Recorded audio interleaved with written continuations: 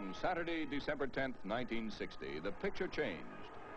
The Muslims of the Kasbah, until then outwardly docile, unfurled their colors.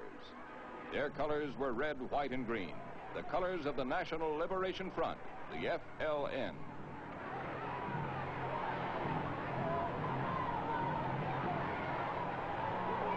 They spilled out of the Muslim quarter into the French city. They roamed the streets, shouting FLN slogans and singing FLN songs. They paused long enough to burn a dozen cars, but mostly they proclaimed their allegiance to the FLN and to the Provisional Government of Algeria, the GPRA. As the Muslims got out of hand, crack paratroop regiments were brought into the city from the front lines. The Muslims hated the paratroops with a special passion, and the feeling was reciprocated. The roundup began. The young man at the end wants to open his coat to show a bloody wound in his side. The officer objects. Many Muslims were arrested.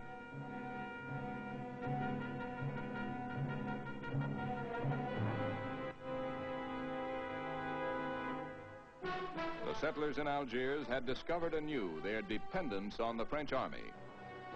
For the first time, the Muslims had looted and burned parts of modern Algiers. Cars were burned. So were human beings, some so badly they could not be identified as French or Muslim.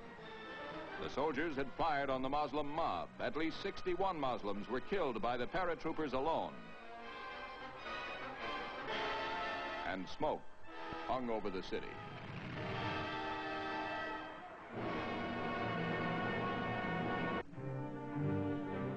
Scarcely had the smoke of battle cleared before posters urging a yes vote appeared in Algiers. Vote yes for Algiers, for peace, and for de Gaulle.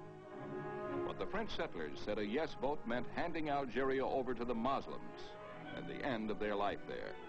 They organized the opposition, distributed their own literature, posted their own handbills, defaced those of de Gaulle. De Gaulle stacked all his eminence on the line. He made it clear that he would take a no vote as a signal to resign. Every Frenchman was made to understand this was something personal between himself and Le Grand Charlie. Je dois appeler votre attention sur l'étendue des conséquences qu'aura la réponse du pays et sur le fait que chacun... I must call your attention to the fact that everybody will take a direct personal responsibility in this. We have here, without doubts, one of the great events of our history. This is true, first of all, because the Algerian war is in itself a life and death matter. The vote for the project is to want France to win peace and reason in Algeria, for Algeria, and with Algeria. High in the mountains, 100 women and 15 men gather outside a concrete polling place. Brought there by the army, they voted for de Gaulle. French men and French women, you know that it is to me you are going to reply. I must have national support, a majority proportionate to the issue.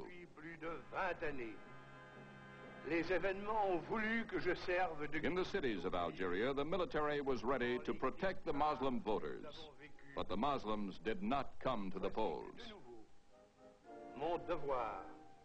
That is why I turn to you above all intermediaries.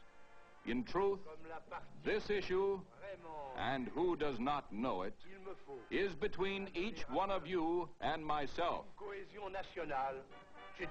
Said a de Gaulle opponent, if the army brings them to the polls, they vote for France. If the FLN brings them, they'll vote for the FLN. If nobody brings them, they won't vote at all. Most Muslims didn't vote. Those that did voted for de Gaulle. The French settlers voted an almost unanimous no.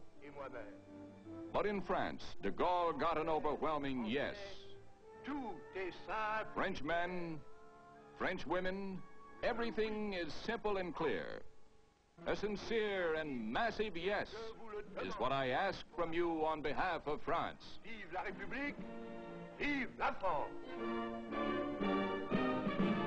Charles de Gaulle got his sincere and massive yes on behalf of France. The people of France were disposed to continue him as the repository of their glory. Once again, the grandeur of France and the 6-year war rested with Charles de Gaulle. Against him, many men. Salon, Massou, Soustelle, Lagaillard, Berat Abbas. But against them, Charles de Gaulle,